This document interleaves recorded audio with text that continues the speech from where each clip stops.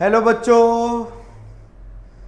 तो शुरू करते हैं आज फिर हम लोग इन्वर्स ट्रिग्नोमेट्रिकल फंक्शन का ये दूसरा लेक्चर। तो आप सभी का स्वागत है हमारे वेदांता इन्फिनिटिव के इस यूट्यूब चैनल पर। मैं नीतीश सर आप सबको तहे दिल से स्वागत करता हूं। और आज हम इन्वर्स ट्रिग्नोमेट्रिकल फंक्शन का सेकेंड लेक्चर हम लोग देखेंगे। तो सबसे पहले हम लोग ध्यान देंगे क्या, इन्वर्स ट्रिग्नोमेट्रिकल फंक्शन में बेसिक बात पर गौर करेंगे। सबसे पहला चीज हुआ क्या कि अगर आप इन्वर्स ट्रिग्नोमेट्रिकल फंक्शन पढ़ रहे हैं तो पाई रेडियन इक्वल टू आप जानते हैं 180 डिग्री होता है। अगर हम पाई बाई 2 रेडियन रखेंगे तो 90 डिग्री होगा। पाई बाई 3 रखेंगे तो 60 डिग्री होगा।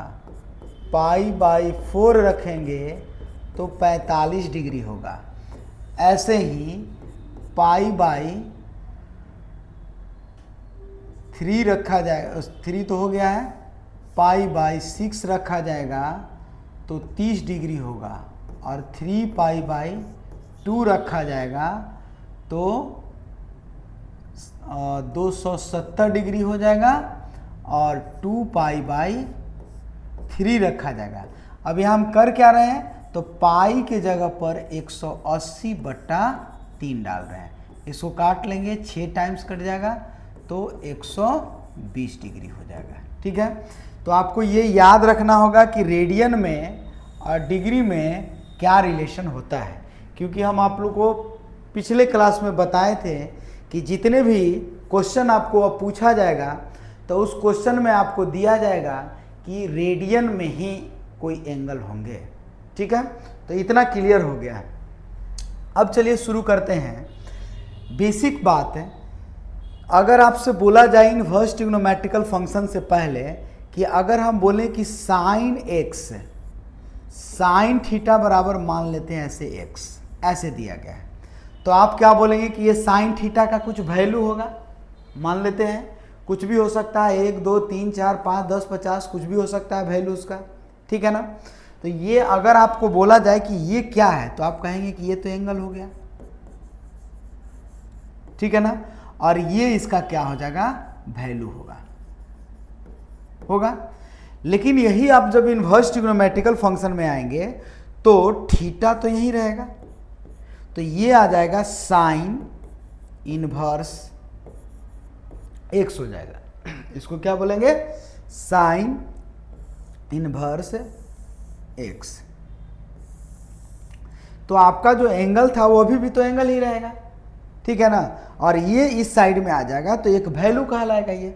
तो कभी भी अगर कोई साइन में हो, टैन में हो, कॉट में हो तो उसको आप इन्वर्स में कन्वर्ट करना जानते हैं। और देखिए, जैसे मान लेते हैं यहाँ लिखते हैं tan theta equal to y, तो थीटा बराबर क्या लिख सकते हैं, टैन इन्वर्स वाई। आप ऐसे लिख सकते हैं, इसमें कोई दिक्कत नहीं है। ठीक है, ऐसे ही अगर लेते हैं क्या, सेक थीटा बराबर जेड, तो आप थीटा बराबर लिख सकते हैं सेक इन्वर्स जेड। ठीक है, समझ गए होंगे। यानी आपको अगर एंगल चेंज करना है तो आप एंगल चेंज करके आप इस साइड से उस साइड, उस साइड से इस साइड उलट पुलट कर सकते हैं। ठीक है ना, और इन्वर्स आप ऐसे इसको लिख सकते हैं। इतना क्लियर हो गया। अब यहाँ हमने एक मान लिखता है, ऐसे कोई मान लिखते हैं, जैसे ध्यान दीजिएगा, जैसे यहाँ लिखते हैं sine inverse sine theta equal to x रखते हैं, तो आप कह सकते हैं थीटा बराबर क्या हो जाएगा, तो कहेंगे कि साइन इन्वर्स एक्स हो गया। ठीक है ना, तो यहाँ आप अगर देख रहे हैं कि साइन थीटा बराबर, ये जो लिखे हैं हमने, ये जो लिखा है साइन थीटा बराबर जो एक्स है, तो इसमें आप कह सकते हैं कि ये क्या है जी, तो आप कहेंगे कि P बाई एच के फॉर्म में दिया गया है। ऐसे अगर देखें कि ये जो दिया गया है साइन थीटा इक्वल टू कितना x है, तो कुछ नहीं तो नीचे 1 है ना, तो आप इसको क्या बोलिएगा कि ये आपका P हो जाएगा और ये आपका h हो जाएगा। ठीक है, तो साइन थीटा बराबर आपका x मिल गया, तो आप कह सकते हैं कि थीटा बराबर साइन इनवर्स x हो जाएगा। ठीक है, तो अगर आपको पता चल गया कि P है और ये h है, तो आप अपने मन से B भी तो निकाल ले सकते हैं। तो इसके लिए भी तो वही बात हो गया ये जी, ये भी P और नीचे में आपका h दिया गया है। तो अगर आपसे पूछा जाए कि इसी को देके, ऐसे ही क्वेश्चन देके आपको tan theta, cot theta, sec theta, cosec पूछा जाए तो आप बना सकते हैं। ठीक है, जैसे अब यहाँ पर हम लेते हैं साइन इनवर्स 3/5, ऐसे लिख दिए, तो आप कहेंगे कि sine inverse P by H है, और आप जानते हैं B का मान निकालना भी जानते हैं कि रूट अंडर 5 का स्क्वायर 25 और 3 का स्क्वायर 9, 25 में से 9 घटाएंगे 16, 16 का रूट अंडर 4 होता है। ठीक है ना, यानी आपका जो B का मान आ गया वो क्या हो गया, तो आप कहेंगे कि B बराबर हमको 4 मिल गया, यानी आप कहिएगा कि P बराबर कितना है 3 है, H बराबर कितना है 5 है, B बराबर कितना है तो 4 है। तो ये तो आप समझ गए कि कैसे ये निकाला गया है, और ये निकालना जानते भी हैं। तो जब आपसे पूछा जाएगा कि आप हमको बताइए कि कॉसेक इनवर्स x का मान क्या होगा, तो आप क्या कहेंगे 5/3 होगा, क्योंकि साइन का उल्टा कॉसेक होता है। ठीक है, तो उसको उलट दिए। ऐसे ही आपसे बोला जाएगा कि आप कॉस का बताइए, कॉस इनवर्स, तो कॉस इनवर्स में क्या हो जाएगा, ये B/H होता है, तो B का मान कितना है 4/5 हो जाएगा।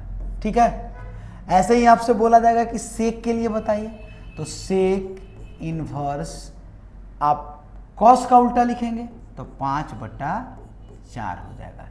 आपसे बोला जाएगा कि आप कॉट लिखिए या टैन लिखिए, तो टैन के लिए क्या लिखेंगे जी, टैन इनवर्स 3/B होता है, तो B बराबर 4 निकालें। ऐसे ही आपसे बोला जाएगा कि कॉट का बताइए, कॉट इनवर्स कितना हो जाएगा जी, तो टैन का उल्टा 4/3 हो जाएगा। ठीक है ना, यानी ट्रिग्नोमेट्रिकल फंक्शन के 6 मान को आप निकाल सकते हैं, साइन, कॉस, टैन, कॉट, सेक, कॉसेक, इन सभी का इनवर्स आप P/H, B/H, P/B करके आप ऐसे निकाल सकते हैं। इसमें आपको कोई दिक्कत नहीं होना चाहिए। ठीक है, तो आगे हम लोग बढ़ते हैं, थोड़ा सा और आगे बढ़ेंगे। अब इसके बाद में आपको करना क्या होगा कि जितने भी फॉर्मूला है वो आपको याद रखना होगा, एकदम रट के रखना होगा, एकदम कंठस्थ कर लीजिए। ठीक है ना, ताकि फॉर्मूला जैसे ही यूज करने के बारी आए तो हमको कॉपी के पीछे देखने का जरूरत ना पड़े। समझ गए। अब हम लोग आते हैं इसके बाद में थोड़ा सा आपको डोमेन और रेंज का, हम आपको डोमेन और रेंज थोड़ा बता देते हैं। ठीक है ना, डोमेन और रेंज जैसे ही जान जाएंगे तो आपको ट्रिग्नोमेट इनवर्स का कौन से क्वाड्रेंट में क्या रखना होगा वो आप समझ जाएंगे। इसके बाद उसका हम ग्राफ पहले देखेंगे। ठीक है, इसके बाद हम लोग क्या देखेंगे, ग्राफ देखेंगे। आगे देखते हैं। देखिए, जैसे मान लेते हैं कि हम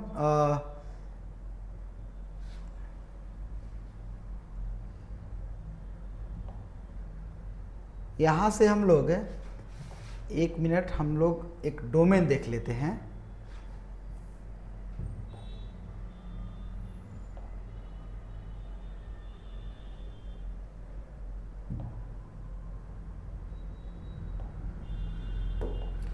देखिए, डोमेन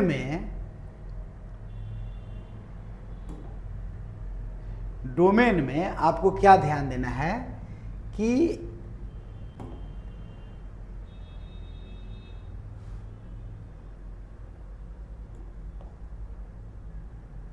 जस्ट अ मिनट,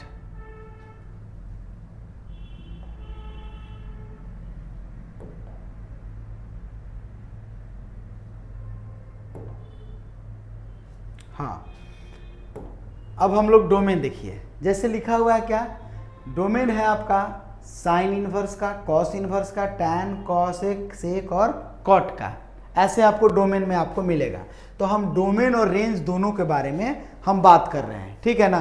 तो जैसे मान लेते हैं कि आपसे पूछा जाएगा, सबसे पहला चीज हम एक बनाते हैं बॉक्स जो दिया गया है, शायद आपको दिख भी रहा होगा, क्लियर व्यू नहीं है लेकिन फिर से हम इसको लिख लेते हैं, ठीक है। थोड़ा सा ध्यान दीजिएगा, इसको फिर से हम लिख लेते हैं, ठीक है। जैसे समझिएगा, आपको अगर डोमेन और रेंज का जब जरूरत पड़ेगा,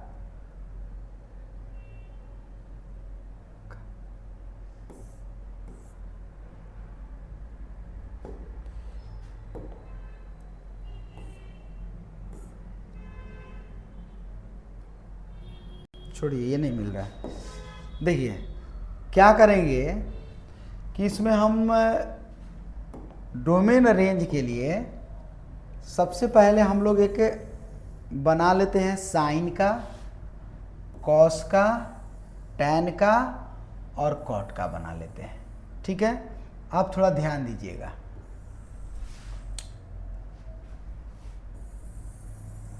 चलिए हम थोड़ा सा लाइन आउट कर लिए ताकि लिखने में ज़्यादा थोड़ा सा अच्छा लगे हमको। चलिए, तो सबसे पहला आपको रखना है, यहाँ हम लिखते हैं डोमेन, ठीक है, और फिर यहाँ लिखते हैं रेंज, डोमेन और रेंज।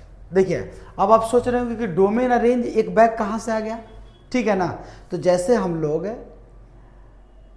ट्रिग्नोमेट्रिकल फंक्शन में पढ़े थे कि ट्रिगो में साइन थीटा का क्या से क्या उसका डोमेन होता है, क्या रेंज होता है, ठीक है ना, वो ऑलरेडी पढ़ चुके हैं। बस उसी का जस्ट आपको सोचना है कि इसको कैसे हम डोमेन और रेंज के रूप में लिखेंगे। तो देखिए एकदम याद हो जाएगा आपको, एकदम मेमोराइज कर लेना है आपको और अभी ही कर लेना है। कैसे लिखेंगे, जैसे मान लेते हैं पहले लिखते हैं साइन इनवर्स, पहला क्या है जी, तो साइन इनवर्स एक्स, ठीक है।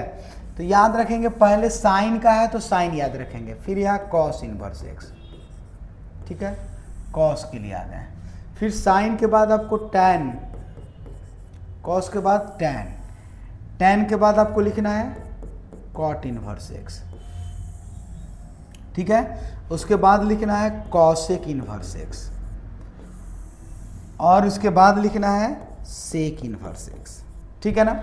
यानी हम लिखे sine cos tan cot sec cosec, ठीक है।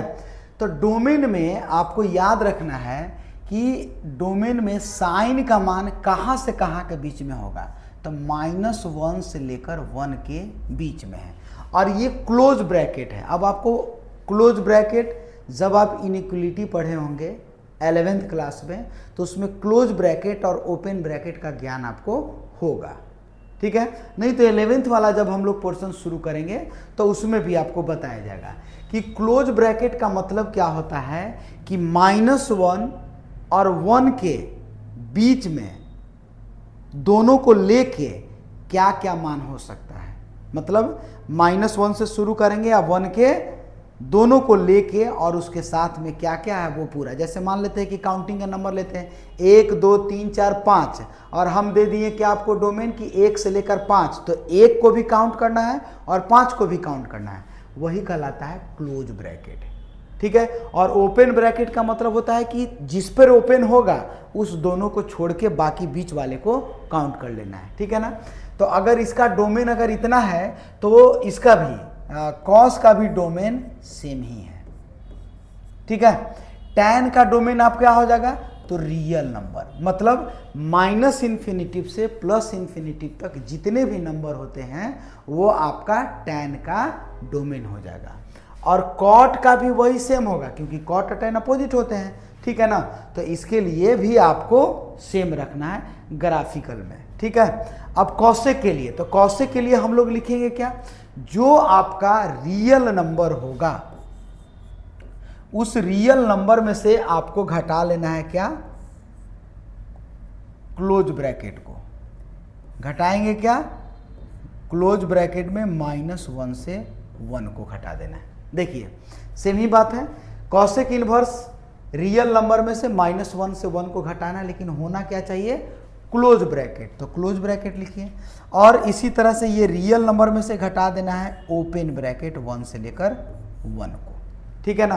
तो याद रखेंगे किसका किसका, साइन का -1 से 1, कॉस का -1 से 1, टैन का रियल, कॉट का रियल, और कॉसेक का और सेक का रियल में से -1 से 1 और इसका -1 से 1 घटाना है। लेकिन ध्यान रहे कि कॉसेक में आपको घटाना है ओपन ब्रैकेट और सेक में आपको घटाना है क्लोज ब्रैकेट। 1 से 1 दोनों को लेके घटा देना है, ठीक है। अच्छा, इसके बाद आप देखते हैं रेंज में, तो रेंज में भी इसका होता है -90 डिग्री से 90 डिग्री, ठीक है। अच्छा, इसके बाद इसका कितना हो जाएगा जी, तो इसका हो जाएगा 0 से लेकर पाई।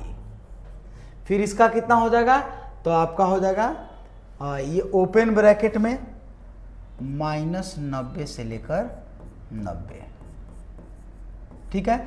इसका हो जाएगा 0 से लेकर पाई, लेकिन 0 से पाई क्या हो जाएगा इसका, 0 से जब पाई लेंगे तो ये आपका हो जाएगा ओपन ब्रैकेट।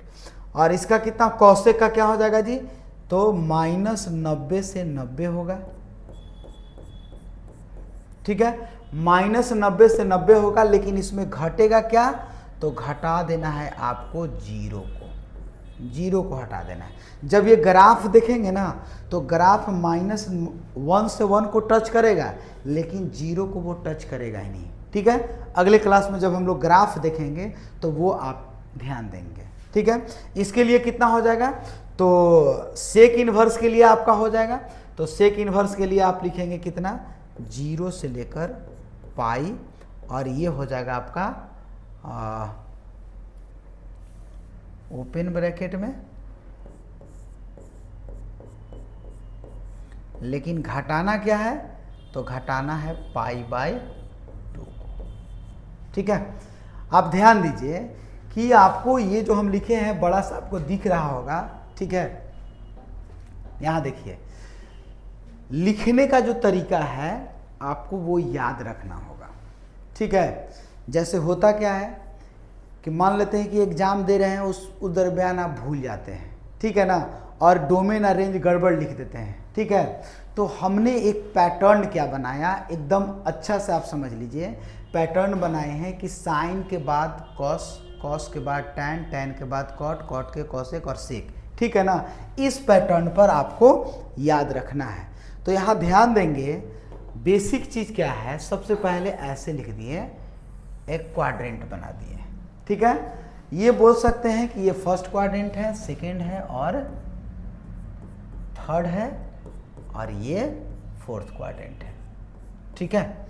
अब हम क्या ध्यान देंगे यहाँ पर जी, तो हम कहेंगे क्या कि फर्स्ट क्वाड्रेंट में जितने भी ट्रिग्नोमेट्रिकल फंक्शन इन्वर्स के होंगे फंक्शन, तो वो सब होगा इसमें, जैसे sine inverse x, cos inverse x, tan inverse x, sec inverse x, cot inverse x, ठीक है, और कॉसेक इन्वर्स एक्स, और यहाँ सेक इन्वर्स एक्स। मतलब इन्वर्स ट्रिग्नोमेट्रिकल फंक्शन के जितने भी आपके फंक्शन होंगे वो फर्स्ट क्वाड्रेंट में होता है। इसका अगर आप देखते हैं तो ये होता है 0, ये होता है आपका 90 डिग्री, और ये होता है 180 डिग्री, ठीक है। और ये होता है, अगर इधर से देखते हैं तो माइनस में 90 डिग्री, इधर से लेते हैं। अगर आप इधर से जाते हैं, देखिए, अगर आप इधर से जाते हैं तो पॉजिटिव में, और इधर से आते हैं तो निगेटिव में होगा। समझिएगा बात को, ठीक है। तो हम ध्यान देंगे, कैसे याद रखेंगे, 0 से लेकर 90 डिग्री सभी का रेंज होता है, ठीक है। 0 से, अभी केवल रेंज के बारे में हम चर्चा कर रहे हैं, ठीक है ना, ये ध्यान रखिएगा कि 0 से लेकर 90 में सभी का रेंज होता है। देख लीजिए, यहाँ पर अगर देखेंगे तो साइन का तो 0 से, यहाँ दिया -90 से लेकर 90, मतलब 0 से 90 तो होगा ही होगा फर्स्ट क्वाड्रेंट में।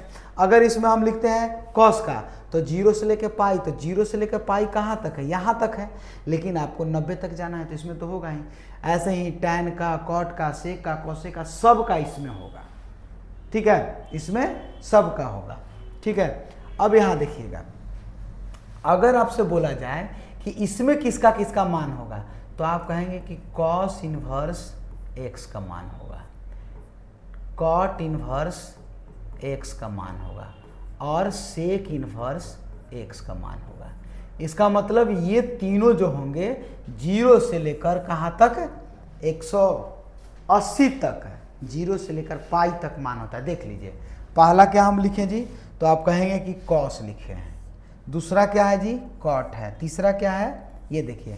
लेकिन इसमें है कि 90 घटा देना है, 90 वाले को खाली टच नहीं करेगा, इसको टच नहीं करेगा, लेकिन यहाँ तक तो आएगा नहीं आएगा, ठीक है ना। तो आप लिख सकते हैं कि 3 गो का मान 0 से लेकर 90 के बीच में होता है। इतना क्लियर हो गया होगा, किसका किसका, cos, cot और sec, इन तीनों का मान 0 से लेकर 90 के बीच में होता है, याद हो गया होगा। अब ऐसे ही हम लेते हैं, क्या बच गया जी, इसमें कौन कौन हो जाएगा, तो कहेंगे कि sin inverse x, tan inverse x और cosec इनवर्स x। ये जो तीनों का मान होगा वो इसमें तो सब होगा, लेकिन इसमें होगा जो फोर्थ क्वाड्रेंट है, इसमें इस तीनों का मान होगा। इसका मतलब है कि 0 से लेकर, देखिए यहाँ 90 से लेकर निगेटिव -90 से लेकर +90 तक के बीच में किसका किसका मान है, तो 6 में से 3 को चुन लीजिए, साइन, टैन और कॉसेक। तो 0 से लेकर कहाँ तक, -90 तक, 0 से लेकर +90 तक कौन कौन है, तो साइन, टैन और कॉसेक। तो हम कहेंगे क्या, किसका किसका मान जी, तो आप कहेंगे कि इसका इसका मान हो गया, ये 0 से लेकर आप देखेंगे तो ये हो गया 0 से 90, 90 और -90, यहाँ भी 0 से 90 और -90।